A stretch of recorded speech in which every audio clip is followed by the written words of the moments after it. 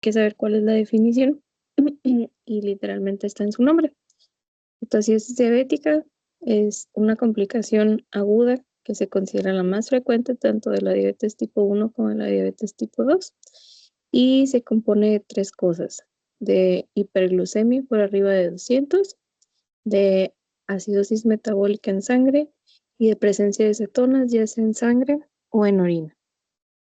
Entonces, ya partiendo de aquí, pues ya sabemos más o menos qué es lo que le deben de pedir al paciente para poder establecer el diagnóstico.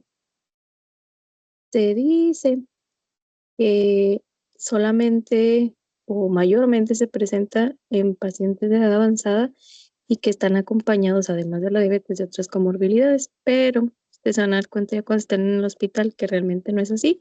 Eh, Desafortunadamente le pasa muy frecuentemente a los jóvenes que tienen diabetes tipo 1, sobre todo por el, el no utilizar su medicamento como debe de ser. Ustedes saben que los diabéticos tipo 1 necesitan forzosamente ponerse insulina y pues en un paciente joven que no tiene una adecuada adherencia a pues es fácil que lleguen complicados con esta patología al hospital. Pero afortunadamente, si se trata rápido, aunque llegue relativamente grave el paciente, pues no debería de haber una gran mortalidad. Dicen que en los países desarrollados la mortalidad es menos de 1%, pero pues aquí en el hospital, aunque seamos de un país subdesarrollado, pues también afortunadamente la mortalidad no es muy elevada. Muchas veces se mueren, pero porque llegan con otras cosas, porque también hay otras enfermedades que se pueden complicar con cetoacidosis y pues a final de cuentas, entre más comorbilidad esté en el paciente, pues el pronóstico va a ser peor. Hay un espectro de la cetoacidosis que se conoce como euglucémica y pues regresando a la etimología de la palabra, pues la glucosa está normal. Esta le pasa a los pacientes que están bajo un tratamiento específico. ¿Se acuerdan qué medicamento es uno que leyeron? Los 10 SGLT2. ¿Cómo cuál?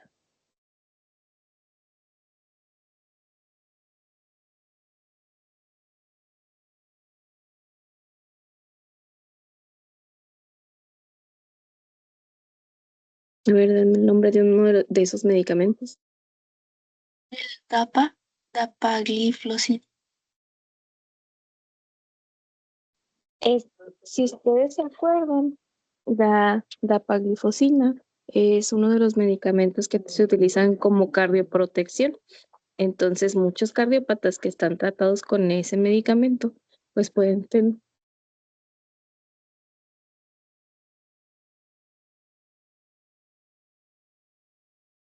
Denme un segundo, permítanme.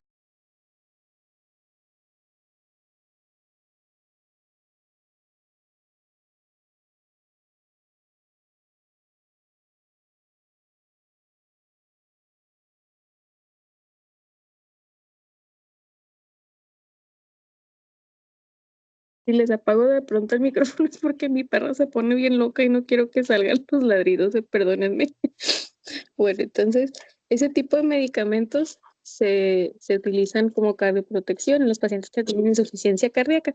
Entonces, pues, actualmente ya es un montón de pacientes los que utilizan la DAPA, entonces siempre que hagan su interrogatorio es importante que verifiquen cuáles son los hipoglucemiantes que el paciente toma, porque el hecho de que su glucosa esté normal pues no descarta que clínicamente y por otros criterios sí esté pasando por un proceso de cetoacidosis. ¿Ok? Los factores de riesgo, el más común, son las infecciones. Alrededor de un 50% de los pacientes cursa con un proceso infeccioso y pues al ser diabético, ustedes saben que todos los diabéticos se complican de cualquier cosita. Entonces, las infecciones no son la excepción. Después está el mal apego al tratamiento, que según, bueno, tomando en cuenta que estas bibliografías son de otros países, pues aquí te dicen que solo el 20% de los pacientes tienen mal apego al tratamiento, pero aquí en México ese porcentaje es mucho más alto. Muchas veces también es un paciente que no se conocía diabético y que acaba de debutar con diabetes. A lo mejor el paciente tú lo interrogas y no sabe nada, dice, no, no, yo no tengo ninguna enfermedad, pero pues le haces laboratorios y te das cuenta de que pues efectivamente ya es diabético. Y hay otras enfermedades como el infarto, el EBC, la pancreatitis o la tromboembolia pulmonar, que por el proceso de estrés metabólico que está pasando en ese momento el paciente, de la nada tienes al infartado ahí en el choque y luego le haces una gas y dices, chinga, porque tiene un pH de 7.2 y luego le haces laboratorios y tiene cetonas y luego la glucosa la tiene bien alta. Pues también estas enfermedades tienen el potencial de desencadenar cetoacidosis, ¿ok? Para que no se les haga tan extraño que el infartado o el EBCado tengan pues esta enfermedad. La pancreatitis, por el proceso inflamatorio del páncreas, pues es más como esperado, ¿no? O sea, si yo estoy viendo que el páncreas está pasando por algo, pues también va a tener una deficiencia de insulina y es más lógico pensar que se pueda desencadenar, pero a lo mejor, si yo no tengo pericia, no se me va a ocurrir que un infarto tenga una Z, ¿ok? Otro tipo de cosas que te pueden causar cetoacidosis son ciertos fármacos o ciertas sustancias como el cannabis, los corticosteroides, los simpaticomiméticos, los antipsicóticos. Entonces, pues todo esto hay que sacarlo siempre del interrogatorio.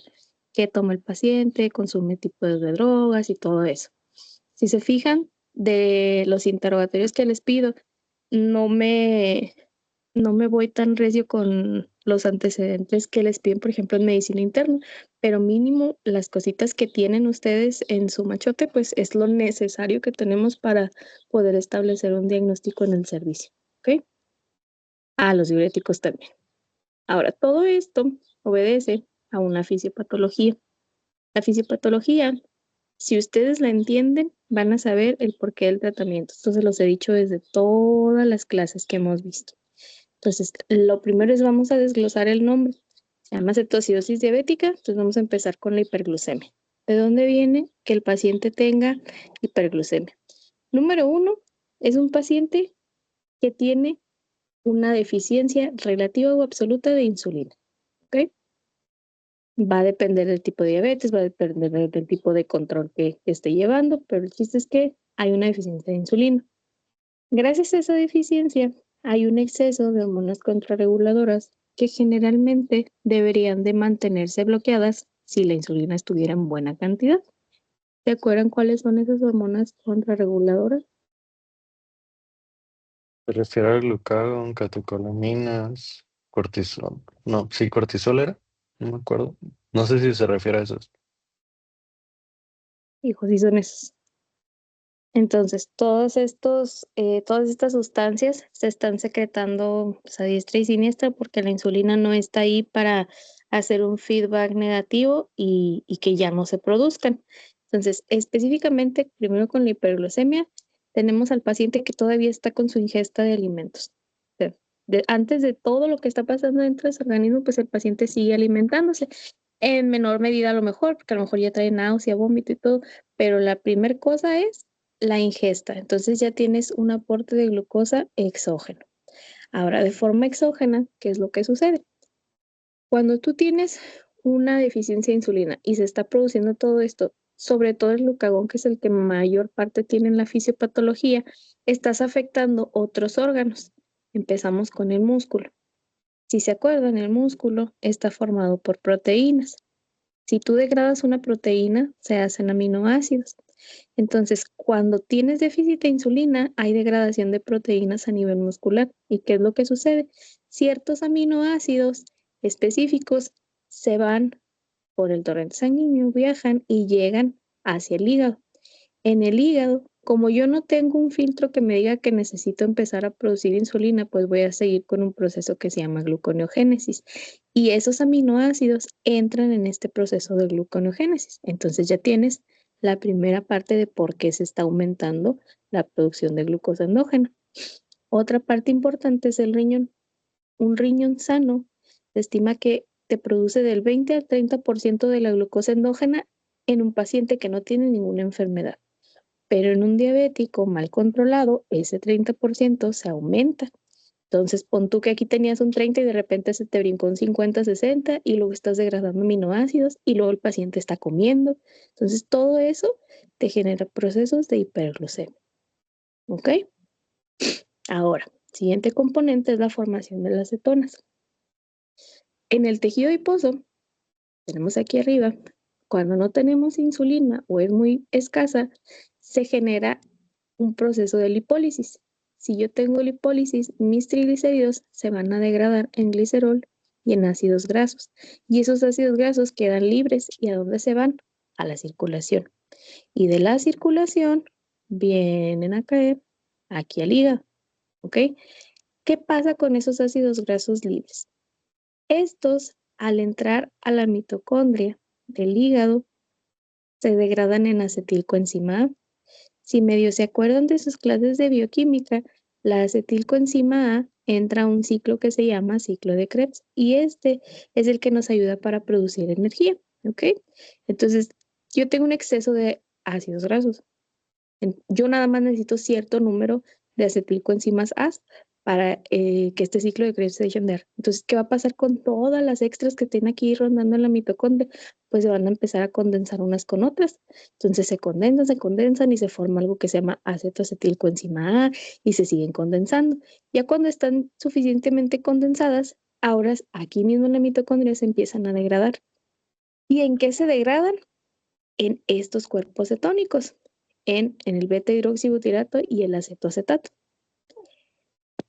Estos dos cuerpos cetónicos específicamente, el acetoacetato se puede degradar todavía más y se va a algo que se llama acetona, que es el tercer cuerpo cetónico. ¿Por dónde vamos a eliminar la acetona? Por la respiración. Y la acetona es la que se encarga de ese disque aliento frutado que dicen que tienen los pacientes con cetoacidosis. Entonces ese aroma y todo es por la acetona. Tanto el acetoacetato como el beta-hidroxibutirato tienen pHs muy bajos. Lo normal, si nos acordamos, pues es de 7.35 a 7.45 el pH sanguíneo. Estos tienen pH de 3, 4. Entonces empieza a juntar un montón de estos y estos ¿a dónde se van? Hacia la sangre. ¿Y qué pasa? Pues te da acidosis. ¿Ok? Entonces, esto de aquí, los cuerpos cetónicos, es la razón por la que tenemos acidosis. ¿Y por qué es importante que nos acordemos de esto? Porque cuando veamos el tratamiento, si se acuerdan del taller de equilibrio ácido-base, decíamos que había algo que se llamaba bicarbonato, que cuando un paciente tenía cetoacidosis, acidosis, pues se administraba, ¿no? Y yo les dije, no todas las enfermedades que el paciente tenga acidosis van a requerir de bicarbonato. Esta es una de ellas, porque la acidosis de este paciente, el que yo le ponga mucho bicarbonato, no me va a bloquear la formación de cuerpos cetónicos. Entonces no me va a quitar la fisiopatología. ¿Qué es lo que me los va a bloquear? Que le ponga la insulina. ¿Ok? Entonces, por eso, el bicarbonato no es el manejo de elección para esta enfermedad. ¿Qué pasa también con los cuerpos cetónicos? Pues que estos también se van por la uresis. Esa es la razón por la que los puedes encontrar en sangre o los puedes encontrar en la orina. Y si ustedes piden un examen general de orina, ya viene como uno de los reactivos predeterminados, las cetonas. ¿Ok? Ok, sí. Otra cosa importante con la acidosis, porque esta es como la primera parte que te está justificando el por qué tienes la gran mayor parte de la acidosis, pero ¿cuál es la otra? Al momento de tú tener un estado de hiperglucemia, ¿se acuerdan cuánto es lo máximo que el riñón puede filtrar para poder reabsorberse? Según sus clases de fisiología. 180. Entonces, si tú tienes más allá de 180, pues ya cuentas como hiperglucemia. Y el riñón ya no tiene la capacidad para retener esa glucosa. Entonces, ¿qué pasa? La empieza a orinar y hace un proceso que se llama diuresis osmótica. Entonces, empiezo a aventar glucosa, pero a su vez empiezo a aventar agua también. Y es un paciente que por la clínica que vamos a ver más adelante, y aparte que ustedes ya se acuerdan, ¿no? Lo único que les enseñaron en endocrino, yo creo que lo de las 6 P's de la diabetes y que una de estas era la poliuria. O sea, por si un paciente ya está poliúrico, ahora imagínate, tiene la acidosis por los cuerpos cetónicos y luego probablemente a lo mejor tiene vómito, diarrea por los síntomas y está perdiendo líquido. Y aparte está perdiendo líquido por la poliuria que tiene. Entonces, yo les había dicho desde las primeras clases, todas las fisiopatologías tienen la hipoperfusión en algún lado. Hay que buscarle en dónde. En este caso, la deshidratación me va a llevar a hipovolemia. La hipovolemia me va a llevar a hipoperfusión tisular y la hipoperfusión tisular me va a activar vías metabólicas no dependientes de oxígeno que van a hacer que se eleve el lactato. Y el lactato es una de las causas de acidosis metabólica con anion gap elevado. ¿Ok? Y así vamos enmarañando todas las cosas que hemos visto previamente. Entonces, si nos acordamos de estas tres cosas, pues yo tengo que saber qué es lo que necesito para poder darle tratamiento. Hiperglucemia, cetogénesis y acidosis. ¿Qué pasa también con estos pacientes ya en los que ya de plano están muy, muy graves? Cuando tienes un estado de acidosis severa y de deshidratación severa, que pues converge a lo mismo, a la hipoperfusión. Como es hipoperfusión global, o sea, a todos los órganos, pues donde también se te puede ir al cerebro. No tienes adecuado flujo sanguíneo cerebral. Y estos pacientes, cuando ya están bien graves, ya te llegan con deterioro neurológico. No todos llegan, hay pacientes, y no es dependiente del pH, muchas veces llegan con un pH 6.8 y el paciente llega neurológicamente íntegro y platica contigo y te explica todo. Hay unos que llegan con pH 7.2 y llegan neurológicamente inestables. Todo depende de, pues, de cada paciente, de su tolerancia, pero el punto es ese, o sea que si ya llega con estado neurológico deteriorado, su hipoperfusión es severa. Y así como hay hipoperfusión en el cerebro, va a haber a todos los órganos. Al riñón, a lo respiratorio, a lo hepático, a todo se ve comprometido. ¿Ok? Y si le tomamos a esto en cuenta que también la mitad de los pacientes tienen una infección, pues añádale todas las cosas que le tienes que buscar a la sepsis, porque ya tienes la hipoperfusión por el foco infeccioso y luego aparte porque te está pasando todo esto. ¿Ok? ¿Dudas con la fisiopatología?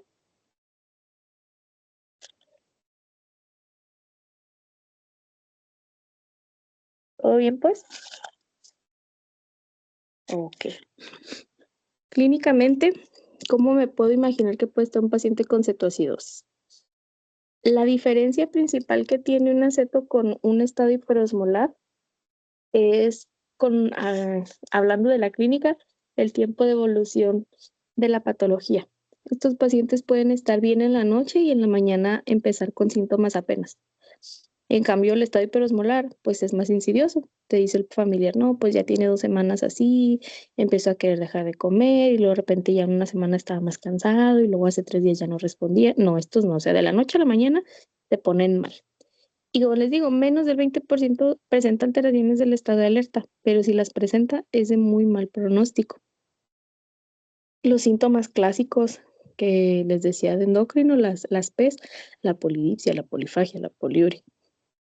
La visión borrosa que obedece más que nada pues al proceso crónico de la diabetes y el aliento cetósico o afrutado. La neta, yo jamás he sentido que huela a manzana el inventado aliento cetósico, pero pues ya cuando les toque acercarse a un paciente, ustedes van a vivir la experiencia, ¿no? Y las respiraciones de Kussmaul, el paciente, vamos otra vez a nuestras primeras clases, está hiperventilando. ¿Por qué? Porque está con acidosis metabólica. ¿Y qué es lo que está tratando de hacer? Eliminar ácido por donde se pueda. Y lo primero que va a querer barrer es el CO2. Por eso tienen esta respiración tan característica. Dentro de lo más común que tienen las cetos son los síntomas gastrointestinales, que náusea, vómito, dolor abdominal.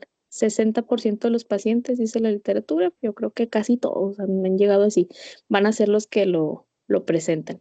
Y a todo esto, le sumamos que si está infectado de algo, pues a lo mejor llega con fiebre o taquicárdico o cualquier síntoma de la etiología infecciosa, que si es una neumonía, pues que va a traer tos y con expectoración, o que si es una IVO, pues que va a traer síntomas irritativos urinarios, o que si es el pie diabético, pues le vas a ver la pierna toda eritematosa y con dolor, o que si es o sea, cualquier infección, acuérdense, esto es igual que la sepsis, cualquier infección, una infección de muela, una cosa más grave como una meningitis, una endocarditis, lo que tú quieras, te puede generar un descontrol de la diabetes para llevarlo a cetoacidosis, ¿ok? El diagnóstico, si se fijan en los artículos que les mandé, hay artículos que son relativamente más viejitos y otros que son más recientes. Necesito que en su libreta del internado, primero, pongan estas tablitas que están aquí. Sobre todo esta de acá de la ADA, porque con esta nos vamos a basar para la clasificación de la cetoacidosis. A la cetoacidosis la dividimos en leve, moderada o severa, dependiendo de cómo se encuentre su pH y cómo se encuentre su bicarbonato. Y sobre todo esto, porque los otros criterios sí se vieron modificados y ahorita se los voy a poner, pero mínimo necesito que se aprendan esto, que la leve es de 7.25 a 7.30, la moderada de 7 a 7.24 y la severa menos de 7. Y de bicarbonato 15 a 18, 14 a 10 y menos de 10, ¿ok? Entonces, antes se hacía la comparación de que la guía británica, contra la ADA. Y estas eran las cositas que les preguntaban los pases. ¿Cuál es la diferencia entre una y otra? Ya dudo mucho que se los pregunten porque recientemente pues salió la actualización y ya sé, precisamente para evitar que haya como diferencias entre una y otra, se trató de condensar todo. ¿Y a qué como conclusión llegaron? Pues a esta que está aquí. Los niveles de glucosa los pueden tomar como arriba de 11.1 milimoles o arriba de 200 miligramos decilitro. La cetosis la podemos encontrar en sangre y acuérdense, en sangre solamente el beta-hidroxibutirato, ¿ok? Entonces el beta-hidroxibutirato arriba de 3.0 milimoles o cetonas en orina que generalmente sea mayor de 2 cruces, porque si se fijan en el ego, no te reporta como valores específicos, solamente te lo reporta 1 cruz, 2 cruces, 3 cruces, entonces arriba de 2 ya se considera positivo. Muchas veces, y depende del laboratorio, no necesariamente tienen que subir a 2 cruces. Nuestra cetoacidosis en el hospital, la gran mayoría te la reportan con una sola crucecita. Entonces, pues también esto hace relativo a donde ustedes estén trabajando y a la clínica que tenga su paciente, ¿no? Y respecto a la acidosis metabólica, ya sea que tenga un pH por debajo de 7.3 y que este se acompañe o no de un bicarbonato por debajo de 18. Entonces pueden estar los dos o con que esté uno nada más. A lo mejor el pH está dentro de lo normal, pero tienes un bicarbonato de 12. Entonces, eso, si ya cumple con las otras dos, ya es suficiente para establecer tu diagnóstico. Y pues esta tablita aquí también te avienta pues el diagnóstico de estado hiperosmolar, que para fines de la clase este tema casi nunca lo vemos, porque cuando ustedes leen la guía pues se van a dar cuenta que el tratamiento es básicamente lo mismo y son un poquito de diferencia nada más en cuanto al diagnóstico. Por ejemplo, aquí necesitas forzosamente la osmolaridad, porque pues como el nombre dice, ¿no? Estado hiperosmolar. Aquí la glucosa forzosamente tiene que estar arriba de 600. Las cetonas pueden estar presentes, pero muy, muy baja la concentración en comparación de la cetoacidosis. Y el paciente no debería de tener una acidosis marcada, a lo mejor tiene un bicarbonato de 16, 17, pero el pH tiene que estar pues normal relativamente. Por eso les digo, o sea, si aprenden bien lo de cetoacidosis, cuando lean el apartado de estado hiperosmolar, pues ya va a ser más fácil ver las diferencias, ¿ok? Porque les digo, el tratamiento básicamente consiste en lo mismo. ¿Dudas hasta aquí? Esta tabla también hay que ponerla en su libreta del internado. ¿Dudas hasta aquí? ¿Todo bien? Ok. Ahora, ¿qué van a pedirle ustedes a un paciente de forma complementaria cuando ya se está estableciendo un diagnóstico de cetoacidosis? A lo mejor la doctora que está en triage me acaba de decir, ¿sabes qué, doctora? Este paciente es diabético, yo lo veo que está respirando medio raro y todo, y la glucosa capilar le salió en 550 en mi glucómetro. Ok, entonces, ¿qué hacemos nosotros? Les decimos a ustedes internitos, tómale una gasometría a este paciente. Y ustedes van todos felices porque sí le picaron a la arteria, se llevan la gasometría al laboratorio y regresan con un pH de 7.1. Yo ya tengo glucosa capilar de 550 y el pH de 7.1. No me voy a esperar hasta que me procesen cetonas para poder dar diagnóstico. porque este paciente, si no le inicio el tratamiento rápido, se me puede morir. Si se acuerdan de las H's y las T's, acidosis es parte de las H's. Entonces, no quiero que me vaya a caer en paro. ¿Qué es lo que voy a hacer? Pues inicio tratamiento, pero voy a pedirle todo esto para confirmar y para ampliar la potencial etiología de este paciente específicamente. Entonces, esto ya se le hizo en triage, pero yo le voy a pedir en su química sanguínea la glucosa para ver cómo le sale la central. Le voy a pedir un ego. Entonces, todos los pacientes con cetoacidosis deben de estar con sonda, porque parte del tratamiento junto con las pancreatitis, como les decía en la clase pasada, es líquidos y son muchos líquidos. Entonces, en este caso, desde que llegan, los sondeamos. Le pedimos el ego y a ver qué tal sale. Descartamos la infección de vías urinarias y de paso, pues vemos las cetonas. ¿Qué puedo encontrar yo en una BH? ¿Qué me interesa de la BH?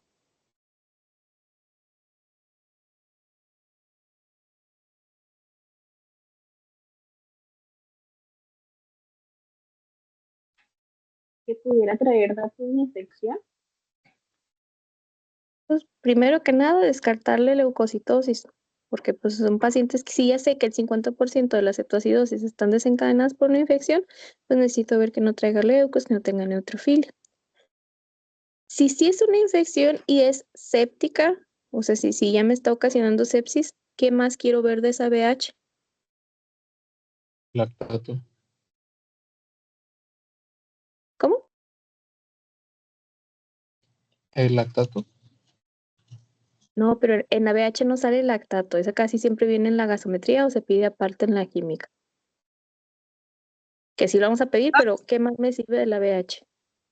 ¿Plaquetas? Las plaquetas, porque si se acuerdan, en el cuadrito del sofá es como parte de la falla orgánica, ¿ok? Entonces le pido también para ver si no tiene trombocitopenia. Ahora, ¿por qué le pido una química sanguínea? ¿Qué me interesa de la química? Acuérdense que hemos dicho que en la química viene todo lo demás que no es biometría. Ya me dijeron lactato, ¿por qué? Porque hace que va a estar elevado. ¿Pero qué más? La función renal. La ¿Cómo, creatinina. cómo esperas que esté la creatinina? Pues elevada. Entonces, este paciente puede tener lesión renal, ¿de qué tipo? Prerrenal, pues está en hipoperfusión. Renal por hipoperfusión. Entonces, se fijan cómo van sacando todo lo que hemos estado viendo. Y yo sé que si es algo prerrenal y es por hipovolemia, pues necesito meterle volumen. Y ya también estoy justificando el tratamiento que le voy a dar después. ¿Qué más puedo sacar de la química? Piensen en la sepsis que probablemente pueda tener el paciente, porque acuérdense, 50% va a estar asociado a infecciones. ¿Qué más necesito?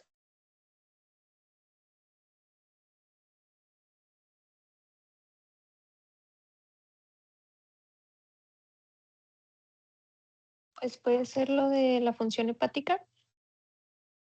Las PFH precisamente, porque así como tengo falla renal, puedo tener también falla hepática. Y yo sé que mi cuadrito de sofá también me pide bilirrubina. Entonces, de una vez le pido las bilirrubinas. ¿Ok? Muy bien. Ahora, aparte de mi química, pues necesito ver cómo están los electrolitos. Los electrolitos séricos dependen también en una medida muy grande el tratamiento en el que yo me voy a basar para darle al paciente, pero me interesan estos dos. ¿Por qué? Bueno, yo sabía que para el tratamiento tenemos que medir potasio porque Porque porque la insulina, ¿cómo se dice? Metía el potasio, entonces va a disminuir. si se acuerdan, hace mucho vimos el tema de hipercalemias y decíamos que la insulina preparada en solución polarizante se utilizaba como medida antihipercalémica, precisamente por lo que les comenta Rosario. Entonces, yo necesito saber que mi paciente no tiene hipocalemia para saber si es candidato para ponerle la insulina, porque a final de cuentas, el pilar principal del tratamiento es la insulina. Y si yo no le pongo insulina al paciente, el paciente no va a mejorar. Pero si yo le pongo insulina a un paciente con hipocalemia, me lo voy a llevar a otra de nuestras causas del paro, que es precisamente los trastornos del potasio y después lo voy a tener con la fibrilación ventricular. ¿Ok? ¿Y el cloro? ¿Por qué se les ocurre? No es porque a veces se puede hacer una acidosis metabólica hiperclorémica. Entonces, si nos vamos todavía más atrás de todas nuestras clases, habíamos hablado de las complicaciones de ciertas soluciones, específicamente de la salina, y decíamos, la solución salina puede causarte lesión renal aguda o te puede causar acidosis hiperclorémica. Entonces, en este caso, pues necesito ver cómo está el cloro para también tener un basal en caso de que a mí se me ocurra utilizar la salina porque sea la única que tenga. ¿Ok? Ay, qué bonitos muchachos, ven cómo si saben cosas.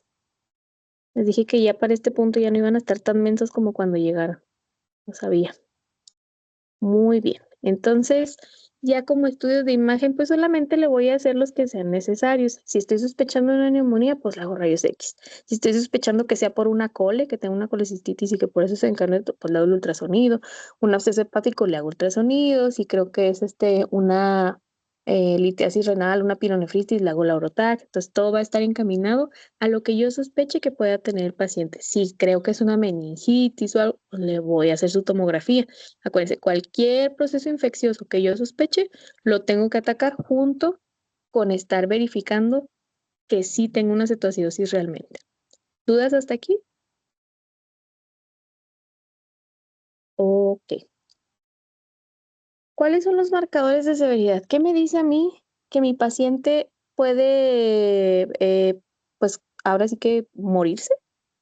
Que su concentración en cetonas esté por arriba de 6 milimoles. Dijimos que para hacer diagnóstico es arriba de 3, entonces pues estamos hablando de que tiene el doble.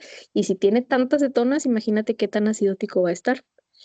Por consiguiente, que el pH esté por debajo de 7.0, que el paciente tenga hipocalemia a la admisión, que llegue hipotenso o que llegue o taquicárdico o bradicárdico, los extremos, y el el estado neurológico deteriorado. Un Glasgow menos de 12, pues ya sabemos que la hipoperfusión cerebral es un marcador negativo de pronóstico de todas las patologías. ¿Ok? Ahora sí vamos a ver el tratamiento. El tratamiento lo vamos a dividir en varias partes y vamos a hablar sobre todo por la forma en la que tenemos que iniciarlo, con qué vamos primero y qué le vamos a ir añadiendo dependiendo de lo que vayamos encontrando. Entonces le tenemos que administrar líquidos, le tenemos que poner insulina, tenemos que estar verificando los valores de potasio y hay una excepción muy específica para el uso del bicarbonato. ¿Cómo se debe utilizar? ¿Bajo qué criterios se debe de utilizar? Empezando con los líquidos,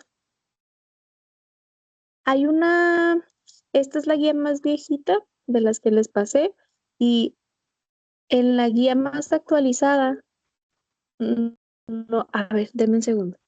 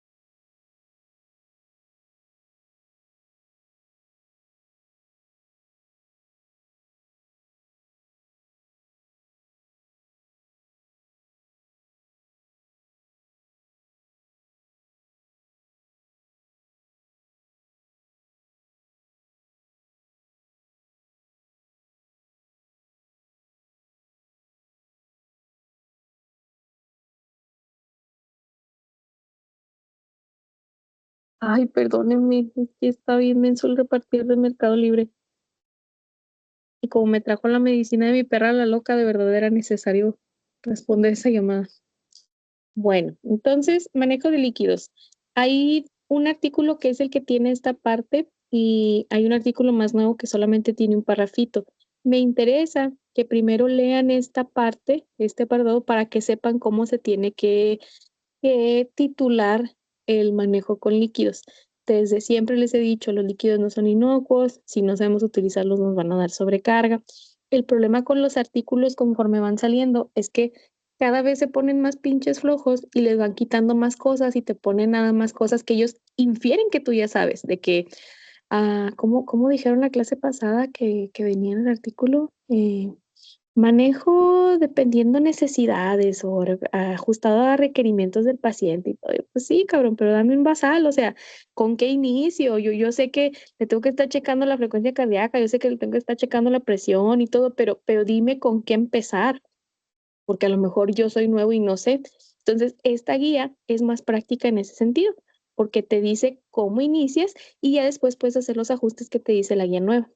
Esta guía de la ADA te dice que durante tu primera hora desde que llega el paciente, lo primero que vas a hacer es darle reanimación. ¿Con qué? Con 1 a 1.5 litros de solución. Puede ser salina, puede ser Hartmann, la que tengas a la mano. Lo importante es empezarle a meter volumen al paciente. Entonces, en esa primera hora, te lo canaliza el enfermero, le pone 1 litro de solución, le tomaste los laboratorios y estás esperando a que te salgan los resultados, sobre todo de los electrolitos. Porque acuérdense, necesito verificar cómo está ese potasio. ¿De qué va a depender si uso salina o Hartmann? Si tengo Hartmann, voy a preferir la Hartmann porque no quiero echarle poquito más acidosis a lo que ya tiene el paciente. Y si le pongo mucha solución salina durante el día, pues corro el riesgo de que se me vaya la acidosis hiperclorémica. Pero si solamente tengo salina, no pasa nada.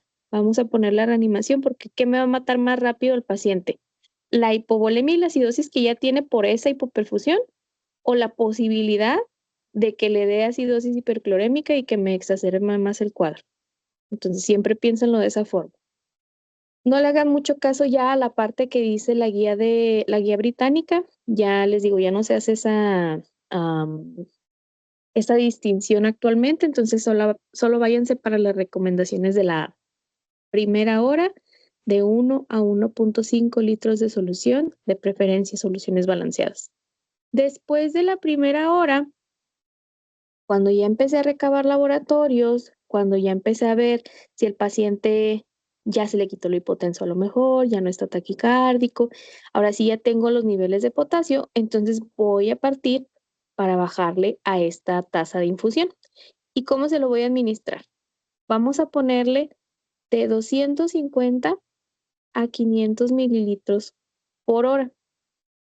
¿Sí se ve para ustedes la presentación? Porque a mí ya no me aparece en el celular. ¿Sí le sale mi puntero y eso? Ok.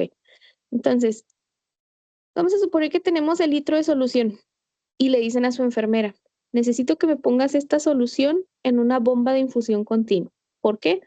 Porque la bomba de infusión continua me va a garantizar que por hora le esté pasando exactamente lo que yo quiera y no me quede ni corto ni me pase de lo estipulado. Entonces, si tengo 1 litro de solución y yo le quiero pasar 250 mililitros por hora, pues me va a quedar para 4 horas esa solución, ¿no? Si yo quiero que me queden 500 por hora, pues me van a quedar para 2 horas esa solución. Y cada vez que se acabe, la enfermera le tiene que hacer un recambio de solución. Hasta que yo le dé indicación de otra cosa, se va a estar manejando el paciente con esos recambios. Te decía la guía de la ADA también, depende cuánto te haya salido tu sodio, el si vas a utilizar salina normal o salina al punto 45. Si el sodio está normal o alto, le puedes poner solución al punto 45 para no meterle tanto sodio. Si el sodio está bajo, le pones solución al punto 9% y no pasa nada. Pero si tienes Hartmann, mejor pone Hartmann, insisto. ¿Ok? Pero esta distinción también se las pueden preguntar así como en algún pase de que, ¿y qué pasa si tu sodio tiene? Porque a final de cuentas, pues no todos nos actualizamos siempre y hay gente que todavía lo puede manejar así, pero ustedes apréndanse también esta parte, ¿ok? Yo voy a seguirle administrando mis soluciones y les necesito estar haciendo vigilancia de mis electrolitos, tanto como para ver que no me vaya a pasar con el sodio y con el cloro, como para ver cómo está el potasio. Entonces, cada que ¿se acuerdan que les decía? Siempre que yo haga una intervención que tenga que ver con electrolitos séricos, lo ideal es estarle tomando laboratorios cada 4 a 6 horas. En cetoacidosis, le tomamos la química y los electrolitos cada 4 horas y las gasometrías cada 2 horas. Y ustedes como internos son los que se encargan de hacer tanto las solicitudes como tomar las gasos.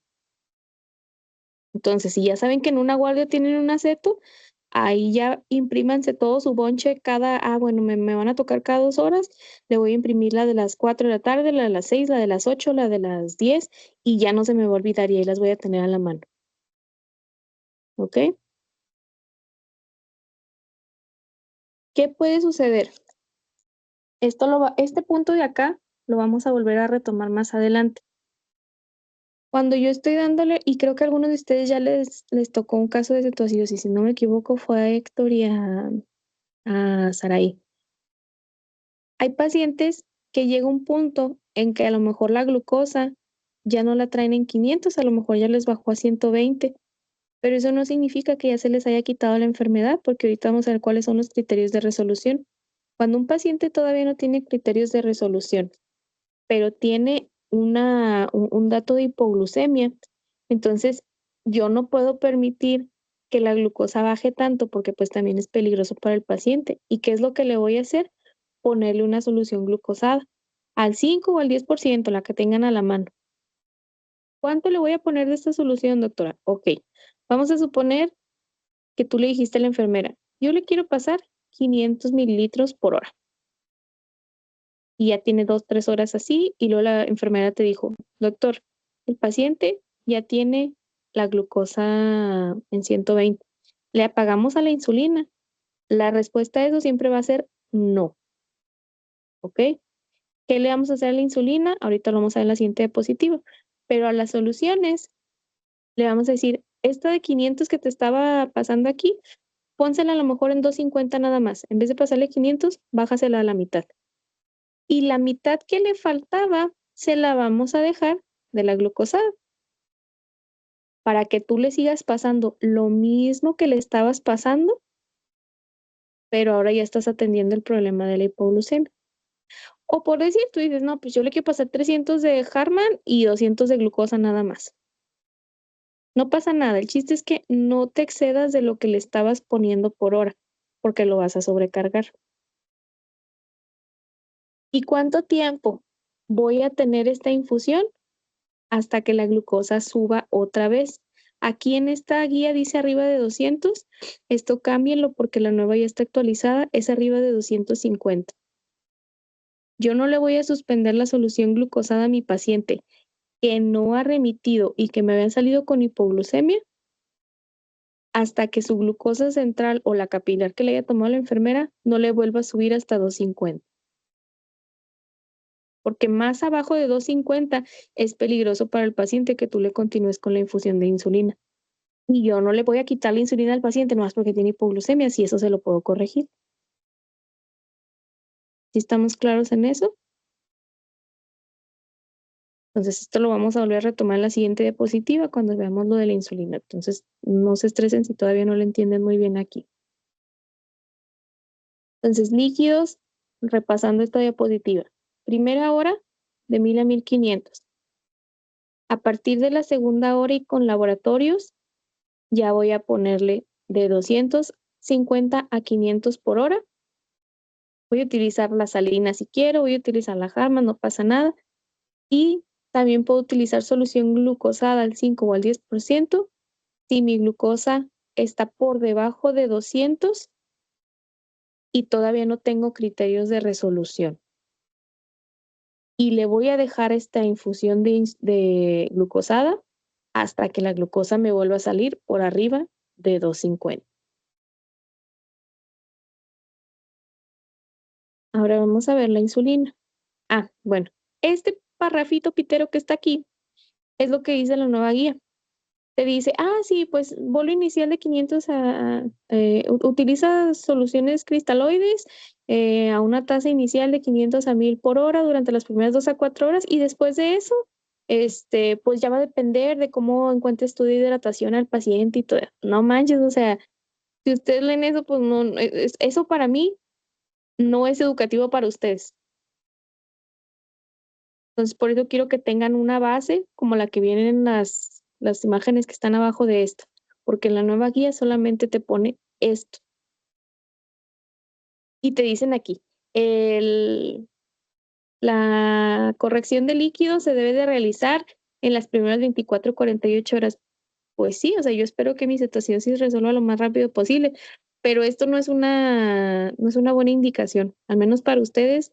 Yo sé que si los pongo a leer esto y todo y les llega un paciente así nada más, no van a saber qué hacer con esta indicación. Si después ustedes ya ven que se están pasando de lanza con los líquidos, que ya lo tienen a 250 por hora y ya se está sobrecargando, pues entonces ya la lógica me dice, pues le voy a bajar, ¿no? A lo mejor le voy a poner 150 o así. Pero el chiste es que mínimo tengan de dónde partir, que sepan más o menos cómo se tiene que manejar y ya dependiendo del estado del paciente, pues ya lo vamos modificando. Hay pacientes que ustedes les van a estar metiendo un chorro de volumen y los signos vitales te van a decir que está hipotenso o está taquicárdico todavía, pero tomen en cuenta que la gran mayoría van a tener focos infecciosos. Entonces, no significa que le voy a subir a más de 500. Si yo estoy viendo que con el volumen que le estoy pasando no es suficiente, ¿qué hago? Le pongo un vasopresor, porque ese es el manejo del choque séptico. Entonces, no se les olvide, no sobrecarguen al paciente. Y como es un montón de agua lo que le están pasando intravenoso, siempre se tiene que cuantificar uresis con sonda vesical. ¿Ok? Entonces, respecto a la libreta del internado, aparte de poner bueno, van a poner los criterios diagnósticos. Van a poner, no les había dicho nada más antes de esto, ¿verdad? La clasificación, ya me acordé. Clasificación que es leve, moderada y severa. Criterios diagnósticos. Y van a ir poniendo como ustedes entiendan mejor, pero necesito que tengan el manejo de la cetoacidosis en su libreta también. Cómo se ponen los líquidos, cómo se pone la insulina, cómo vigilamos los electrolitos y el bicarbonato. O sea, todo lo que vamos a ver en estas diapositivas lo necesito en su libreta, por favor, porque sí les va a tocar estar de guardia solos con cetoacidosis y necesitan ponerle mínimo el manejo inicial. ¿Ok? Ahora, la insulina. La insulina no se va a administrar hasta después de que le haya puesto la primera hora del tratamiento de líquidos. Entonces, si mi paciente llegó así de que, no, pues tiene pH 7.1, vamos a ponerle insulina. No, no le puedo poner insulina hasta que haya pasado la hora de la reanimación inicial y que no tenga mi control de potasio. ¿Ok? Se los voy a repetir otra vez. No se pone la insulina hasta que haya pasado la primera hora de reanimación hídrica y tenga el control de potasio, porque se los pregunta en el examen y le ponen la insulina desde que llegó.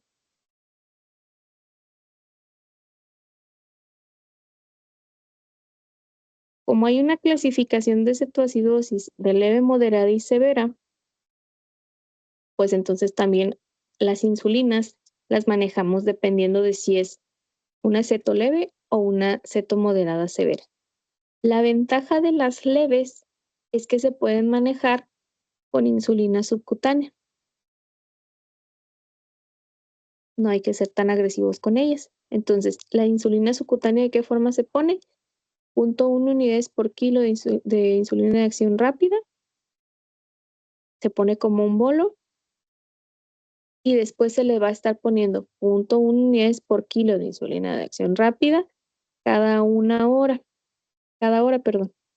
Y vamos a estar checando la glucosa capilar.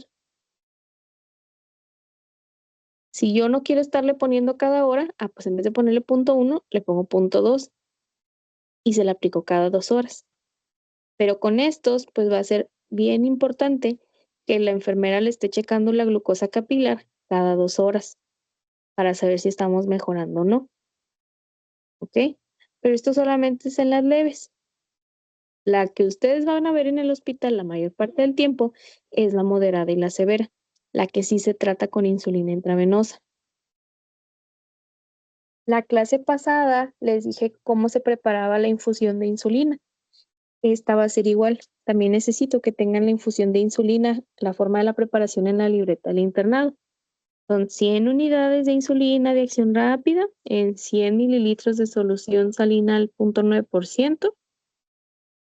O 50 unidades de insulina de acción rápida en 50 mililitros de solución salina. Lo importante es que por cada mililitro de solución haya una unidad de insulina. ¿Y cómo voy a pasar esa infusión? Porque tiene que ser por bomba de infusión continua también. ¿Cómo se pasa esa infusión? Bueno, pues lo vamos a calcular 0.1 unidades por kilo.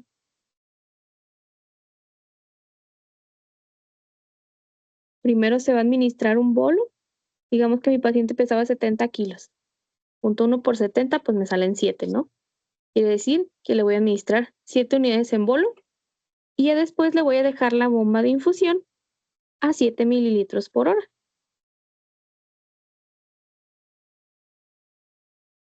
¿Ok? ¿Qué es lo que me interesa de esta insulina?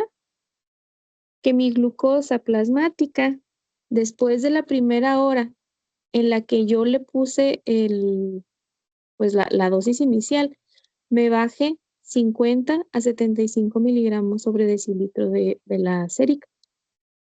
O sea que si llegó con glucosa de 500, después de una hora de haberle puesto la insulina, ya la traiga en 450 o en 425, porque eso significa que con esas dosis a 0.1, pues sí estoy obteniendo el efecto deseado.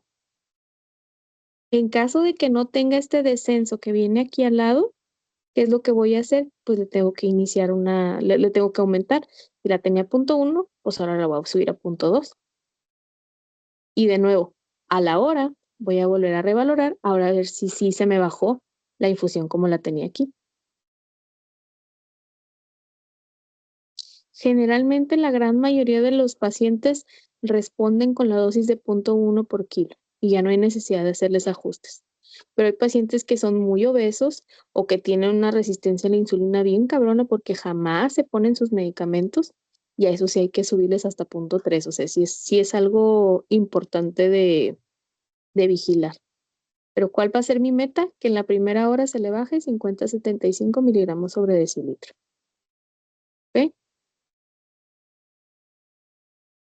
¿Dudas con la insulina?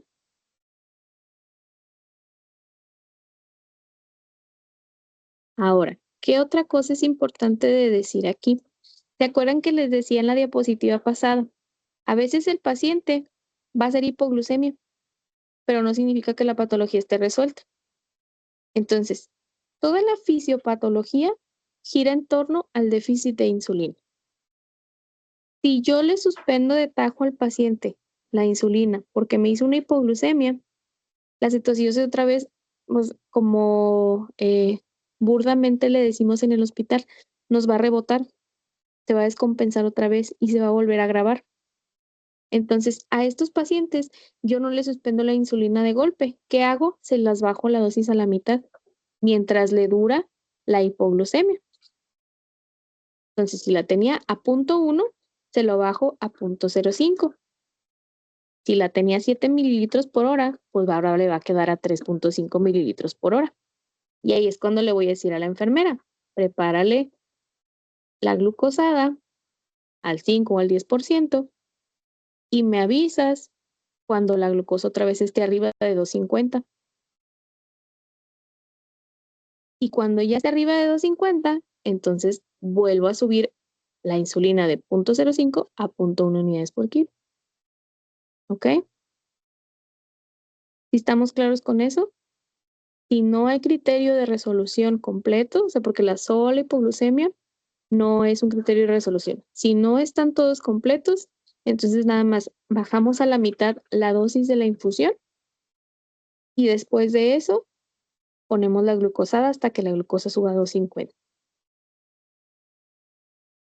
Por eso es bien importante que en estos pacientes estés bien pegado con ellos para que les estés haciendo gaso cada 2 horas y electrolitos y glucosa central cada 4. Porque si se fijan, es un cambiadero y un movedero de cosas. A sus compañeros ya les tocó, ya ellos ya vieron que hay pacientes que pareciera que ya están resolviendo y de repente pasa algo y otra vez van para abajo y otra vez tienes que volver a iniciar todo. Y creo que alguno de ustedes ya les había mencionado también la cetoacidosis por este motivo de que tenemos que estar bien pegados con ellas. No acostumbramos a subirlas a piso hasta que ya están en remisión. Porque ustedes creen que en piso le van a estar haciendo gasometrías cada 2 horas. Claro que no, ahí lo van a dejar y se les va a morir. Y se les han muerto. Porque también laboratorio no procede. Ah, ¿no viene de piso? No. Le voy a hacer la química cada 24 horas si quiere. No tienen criterio en el hospital, vaya. Entonces, de preferencia, siempre, siempre, siempre quedárnoslo en urgencias hasta ver que ya haya mejorado, que ya haya resuelto. Ok, esto fue con respecto a insulina. Ahora vamos a ver el siguiente apartado, que es el de potasio. Este es el electrolito más importante de toda esta enfermedad por la potencial aparición de arritmias letales que puede conllevar el hecho del tratamiento con la insulina. Entonces, lo primero que tengo que hacer en cuanto tenga mi laboratorio inicial es ver que mi potasio esté por arriba de 3.5. Si los electrolitos séricos me dicen que el potasio está arriba de 3.5, entonces sí le puedo iniciar la insulina, que es todo lo que vimos la diapositiva pasada. Si no, no le voy a poner la insulina hasta que el potasio no esté por arriba de 3.5. ¿Y cómo le voy a poner el potasio por arriba de 3.5? Ah, bueno, pues nos vamos a ir a nuestra clase de trastornos del potasio y nos vamos a fijar en la parte que dice hipocalemia y luego nos vamos a fijar en cómo se ponía el potasio en las hipocalemias agudas. Que decíamos, no se pasan más de 10 por hora, entonces agarro 40 miliequivalentes de potasio, se los pongo a 250 o a 500 de salina y se los paso para 4 horas. Y ya una vez que tenga un potasio seguro, entonces ahora sí le pongo la insulina. Si tienes una hipocalemia severa, le pones un central, porque no te puedes esperar 4, 6, 8 horas para iniciar el tratamiento en la cetoacidosis. Entonces, le pones en central, le pasas el bolo rápido y ya le inicias todo el demás tratamiento. Esta es la única indicación para suspender o retrasar el inicio con la terapia de insulina, la hipocalemia. La hipoglucemia, como quiera, te la bajamos a la mitad de insulina. Pero esta, si de repente tú ya estabas a medio tratamiento de tu ceto y le haces un control de electrolitos y te sale un potasio de 3, le dices en ese momento a la enfermera que suspenda la infusión y no se va a volver a poner hasta que yo no tenga este nivel de potasio, arriba de 3.5. ¿Dudas con eso? Ok. ¿Qué voy a hacer si mi potasio me sale, que esto es lo más común, que te salga un potasio pues, normal, de 3.5 a 5? Por cada litro de solución que tú le pongas al paciente, le tienes que administrar de 10 a 20 miliequivalentes de potasio. Entonces, si tú le dijiste a la enfermera, vamos a pasarle 500 mililitros por hora de la Hartmann, y yo sé que esa Hartmann me va a durar para 2 horas, pues entonces mi indicación va a decir, solución Harman de 1000 cc más 20 miliequivalentes de KCl, pasar por bomba de infusión continua a 500 mililitros por hora. Si tú dijiste, no, pues yo se la quiero poner a 250. Ah, bueno. Solución Hartmann, 1000 cc, más 20 miliequivalentes de KCl, pasar por bomba de infusión continua a 250 mililitros por hora. Entonces, esos 20 miliequivalentes o esos 10 miliequivalentes se le van a poner al litro de la solución. No se van a administrar cada hora que tú le estés poniendo la infusión, porque también en eso se equivocan mucho en el examen. ¿Ok? De 10 a 20. Y lo importante siempre es que como cada 4 horas tú le vas a estar pidiendo los controles de química y electrolitos, pues ahí te va a salir si tu potasio está dentro de parámetros todavía. Si de pronto bajó, suspendo la infusión de insulina, hago la reposición y luego ya cuando haya tenido el control del laboratorio que me diga que el potasio ya está bien, le reinicio la insulina y regreso otra vez acá. El único momento en el que no le vas a poner potasio es cuando te salga por arriba de 5.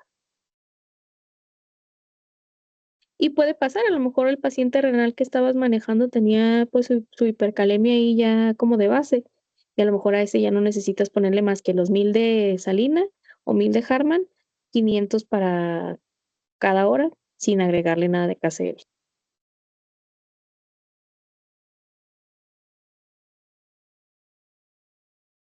Y si se fijan, y esto es un show porque es estar revisando cada 2 horas, cada 4 horas, y ahora cámbiale la solución, y ahora ponle esta solución, y ahora súbele la insulina, y ahora bájale la insulina. Y esto ustedes tienen que tenerlo bien dominado, porque desafortunadamente es de las cosas más frecuentes, así como los infartos, esto es de lo más frecuente en el hospital.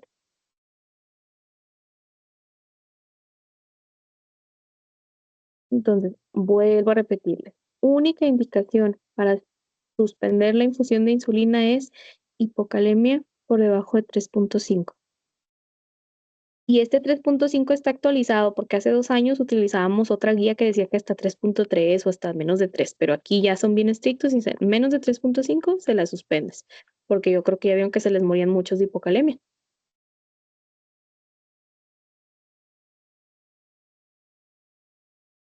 ¿Dudas hasta aquí? Ok. Ya por último, vamos a ver el apartado de bicarbonato de sodio. Recordando la fisiopato, pues el bicarbonato no hace nada, ¿no? No es como que te vaya a salvar la vida, no te va a bloquear ninguno de los procesos que están pasando en la fisiopatología ni nada. Pero la guía sí te dice, bueno, si ya estás viendo que tu paciente ya está más para allá que para acá, hay una indicación para que tú le pongas bicarbonato. ¿Leyeron cuál era?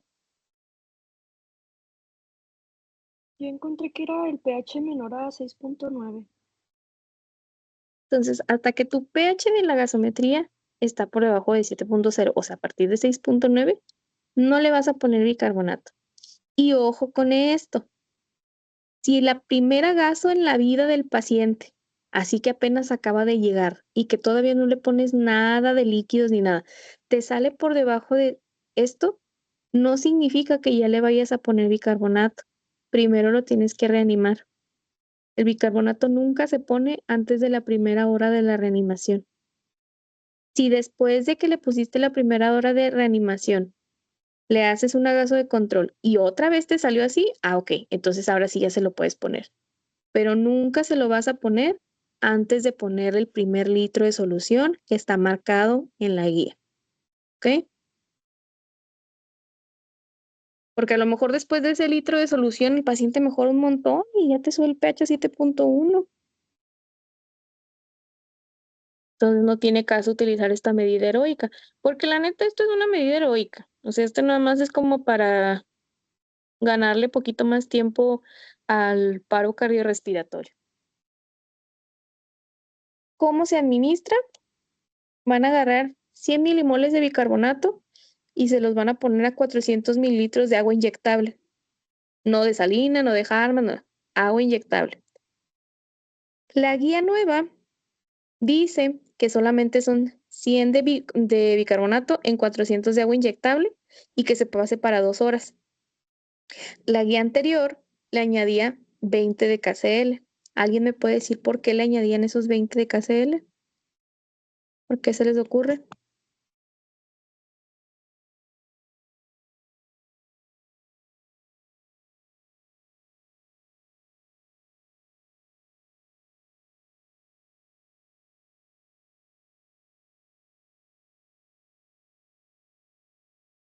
¿Qué hace el bicarbonato?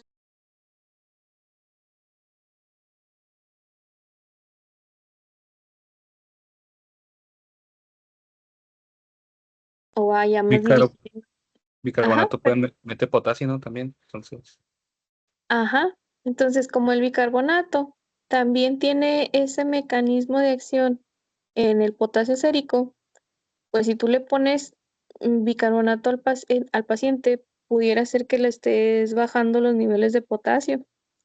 De hecho, el bicarbonato cuando tú lo usas en los renales para la acidosis metabólica, pues también ya sabes que si tenían hipercalemia, eso les va a servir para bajárselo. No sé por qué lo quitaron. Ya actualmente dice que no se le ponga. Mi recomendación más personal en la vida es que se lo pongan. Porque por si el paciente, o sea, el paciente ya está a nada de morirse. O sea, si tú ya tomaste la decisión de ponerle esto es porque ya está, o sea, está mal. ¿Para qué te arriesgas a que te haga una arritmia? Ese es mi muy humilde punto de vista desde mi pobre y corta experiencia como urgencióloga.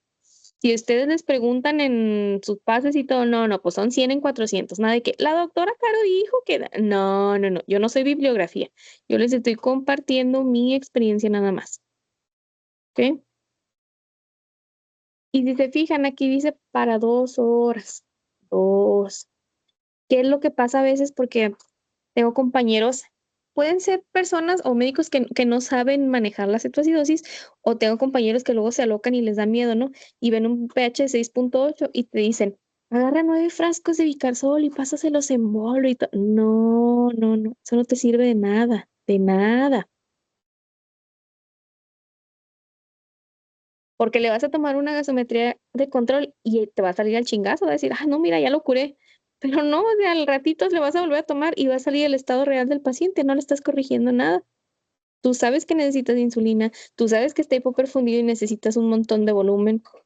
Entonces, esto nada más es como para ganarle poquito el tiempo a la reanimación y a todo lo demás, pero es casi una medida heroica. Esto no me va a servir para resolver absolutamente nada. ¿Ok?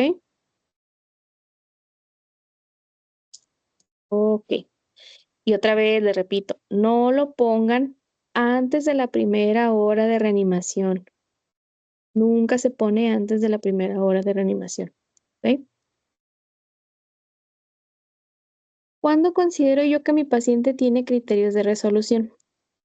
Las guías también vienen desfasadas respecto a eso. Hay una guía viejita que trae otros criterios, pero pues ya les voy a poner los más actualizados porque son los que quiero que pongan en la libreta.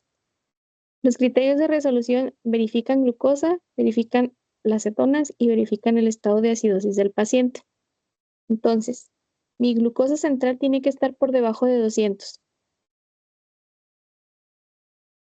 Necesito que el pH esté, aquí es más de 7.3, por arriba de 7.3, y el bicarbonato, aquí también es arriba, aquí es donde me equivoqué, el bicarbonato esté por arriba de 18. Además, necesito que las cetonas en sangre, específicamente, estén por debajo de 0.6 milimoles.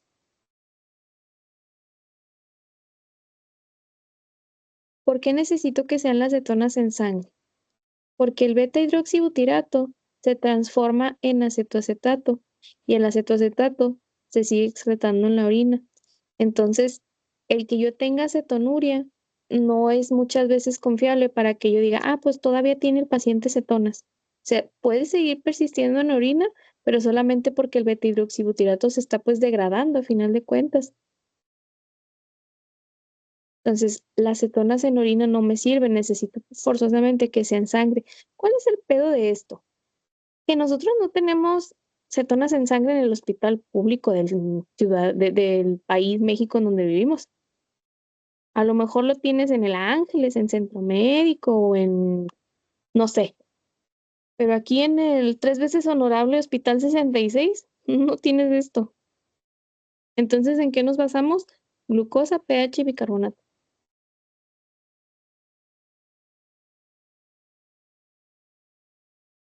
Y mi glucosa ya está por debajo de 200 y mi pH está por arriba de 7.3 y el bicarbonato está por arriba de 18, ya la hizo mi paciente. Ya se resolvió. Se los van a preguntar completos, apréndanse los valores de las cetonas en sangre. Y por se los van a preguntar, me refiero a yo en el examen, entonces apréndanse los valores de las cetonas en sangre. ¿Ok?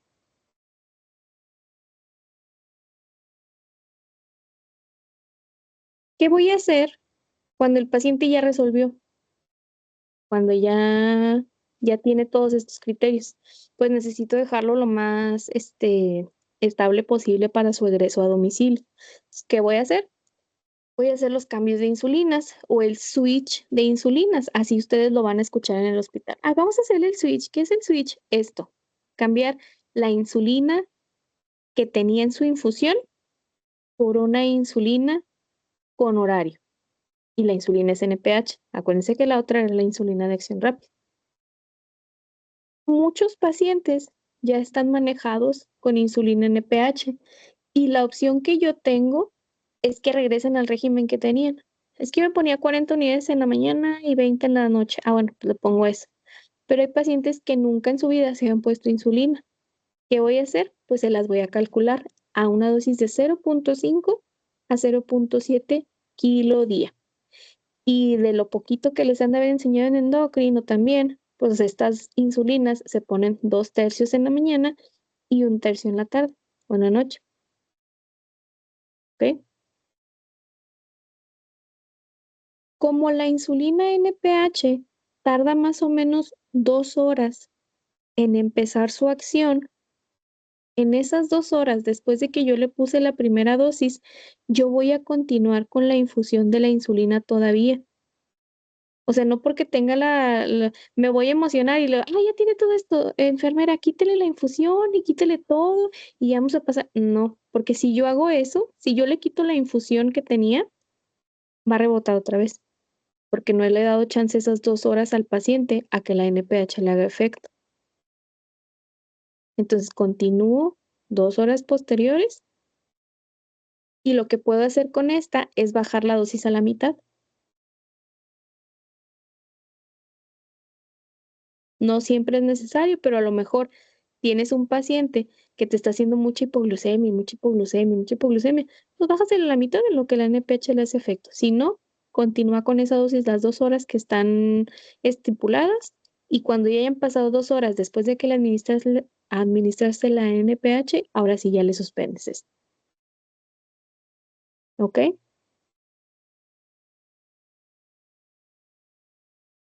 Y con eso ya salvaron la vida de su pacientita. Y ya en este punto, ya se puede subir a piso.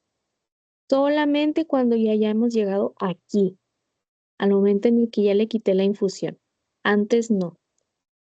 No es adecuado. Se supone que todos los hospitales deberían de tener personal y la capacidad para poder manejar una cetoacidosis desde las 12 horas después de que el paciente tendría que estar en urgencias. Pero no es así. Entonces, no se queden con una muerte en su conciencia. Déjenlos en urgencias siempre.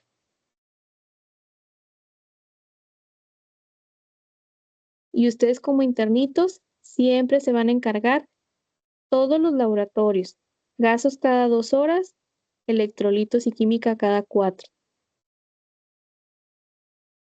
Y recabar los tabloncitos, porque no hace, pues sí se lo tomé, ¿y dónde está? Pues ahí está en el sistema. No, recábenlos. Revisen cómo está su gasometría. Revisen si se le tiene que hacer un ajuste por el potasio. Revisen si no se hizo hipoglucemia y necesiten agregarle glucosada. Porque vamos a ser bien sinceros, doctores. Es como por por el tiempo que tardan, ¿no?, en entrar a la residencia. Pero cuando recién llegan los R1, están bien mensos, no saben nada. Y muchas veces ustedes son los que saben más y son los que les tienen que andar diciendo, oiga, doc, ¿y si le ponemos glucosa porque hizo hipoglucemia y no resuelve? Oiga, doc, ¿no le quiere parar la infusión de insulina porque el potasio está bajo? Entonces ustedes necesitan estar al pendiente también. ¿Ok? ¿Qué consideraciones necesito tener además de todo este desmadre? Pues todo lo demás, ¿no? Que si el paciente está con un proceso infeccioso, le va a poner antibiótico desde que llegó.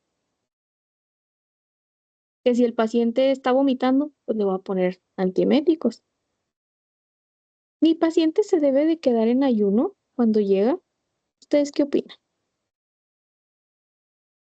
¿Qué dice el público?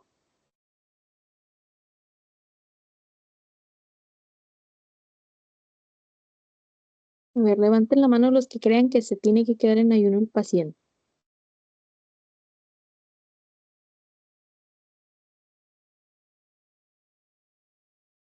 ¿Te dejaron morir, Rosario?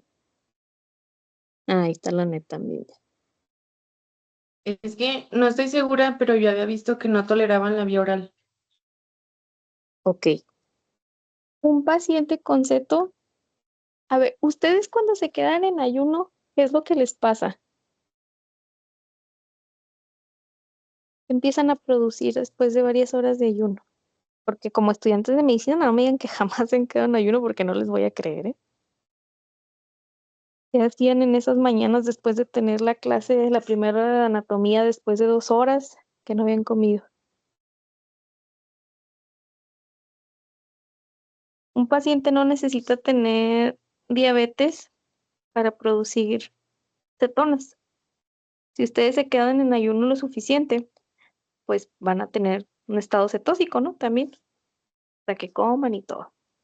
Porque pues a final de cuentas, qué es lo que pasa? Que esa fisiopatología se hace, pero es una microfisiopatología con ustedes, porque ustedes sí están sanos y ustedes comen y se sigue produciendo insulina, están bloqueadas las hormonas y todo. Si mi paciente tolera la vía oral y no está vomitando, le puedo dar de comer, sobre todo le puedo dar líquidos. La única contraindicación para darle de comer a un paciente o darle líquidos es que tenga deterioro neurológico o que no tolere la vía oral. Lo del deterioro neurológico, pues obedece a una de las causas de intubación que ustedes tienen anotadas en su libreta.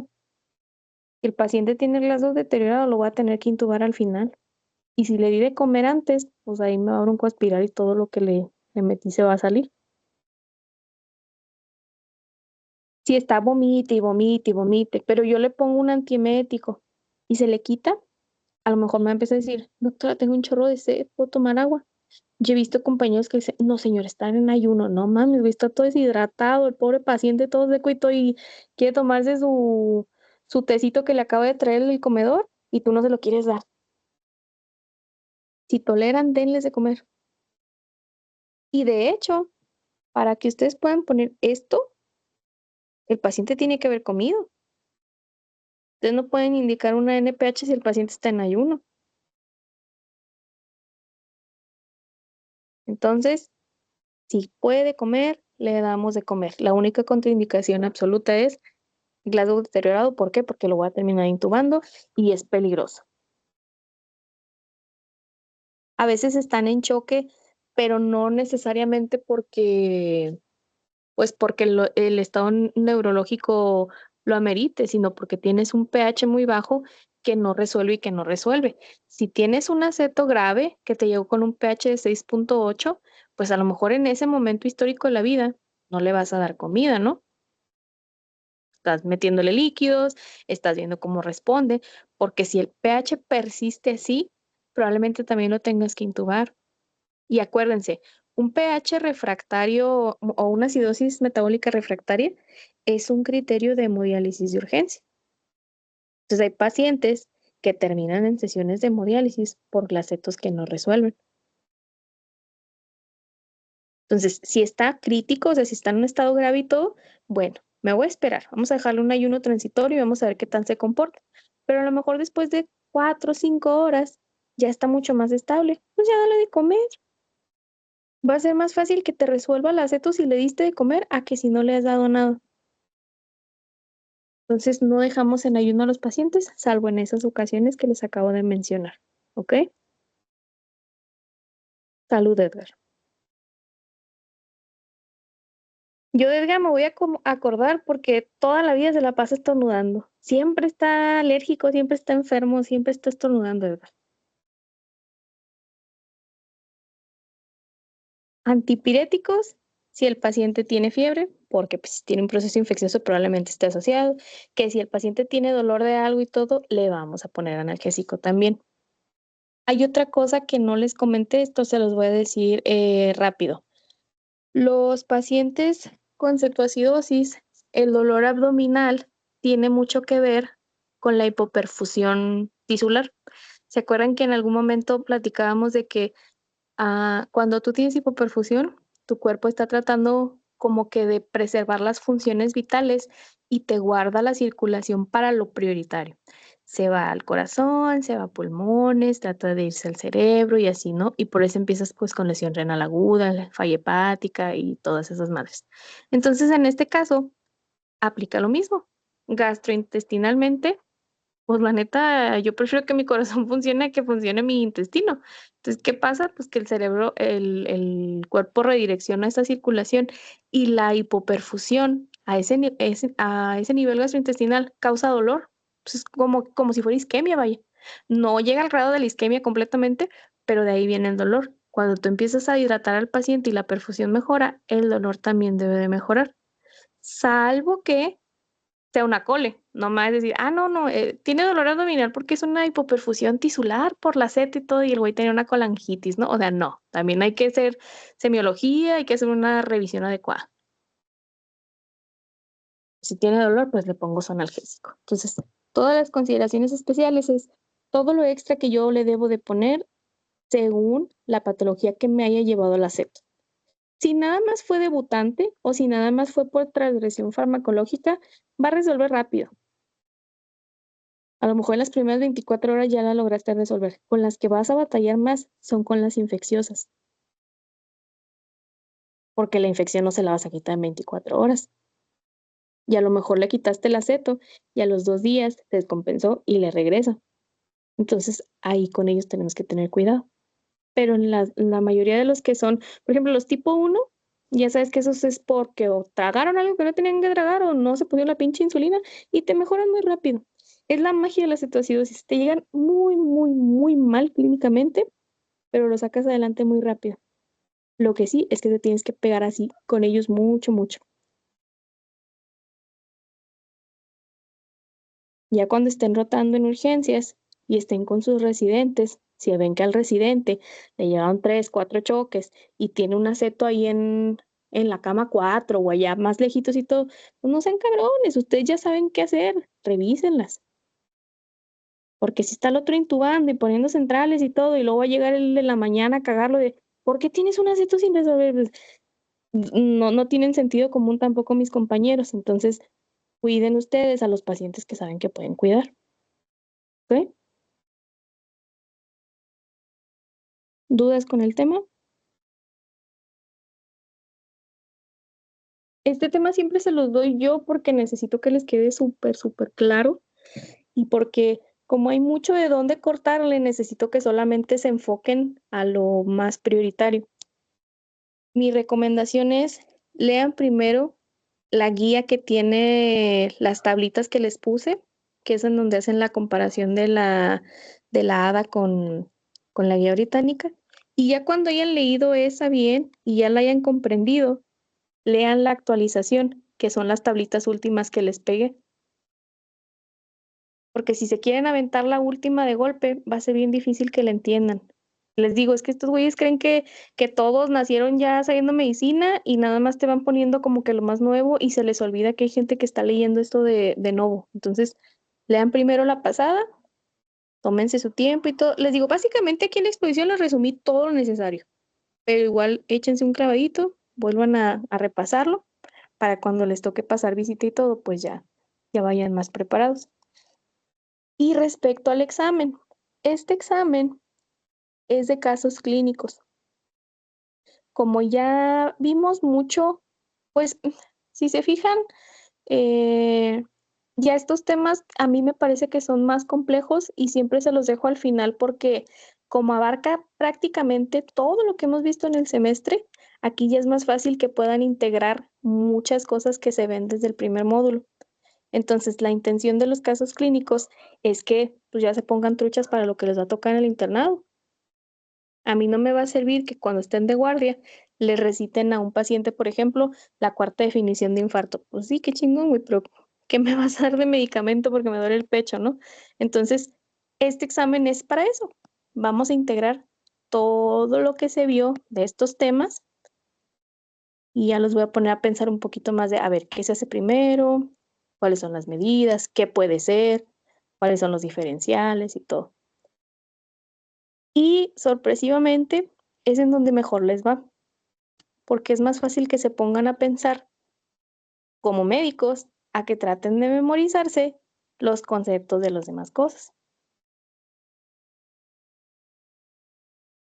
Entonces, cetoacidosis bien aprendidito, porque como es de lo que más van a ver, es de lo que más les voy a preguntar en el examen, ¿ok? El último tema del módulo es choque hipovolémico hemorrágico. Este también pues ya va a ser un poco más sencillo de ver en el sentido de que ya vimos el tema de estado de choque y de que aparte pues ya se habló de varias cosas de hipovolemia en el tema de sangrado digestivo y así. Entonces son cosas muy puntuales las que vamos a abordar mañana. Mañana ya les había dicho que me toca choque. Lleguen y búsquenme ahí. Y el examen es el próximo miércoles.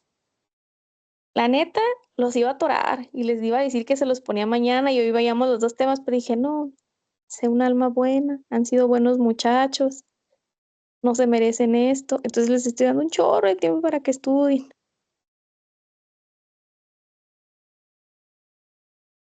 Pero que van a ser casos clínicos de los temas de este módulo, también tomen de los módulos pasados. Los exámenes pasados ya hemos contemplado temas anteriores, pero específicamente va a ser un revolujo de No, todo. solamente es de este módulo, no te estreses. Sí, ahorita nada más abóquense a estudiar este módulo. Para lo que sí vamos a verlo de todos los módulos es para el examen final en equipos que está programado para dentro de 2 semanas. Entonces, ya les he dicho, son 5 personas por equipo. Agarren sus equipos por afinidad o por el que, a ver, este güey está mejor en cardio, voy a agarrar este para cardio, porque literalmente son todos los módulos en el examen. Entonces, ahí sí vamos a ver qué tanto traen. A ver si es cierto que muy, ay, sí, yo tomé clases con la doctora Caro. Ok. Muy bien, muchachos. Entonces, si ya no tienen dudas ni nada, nos vemos mañana en el hospital.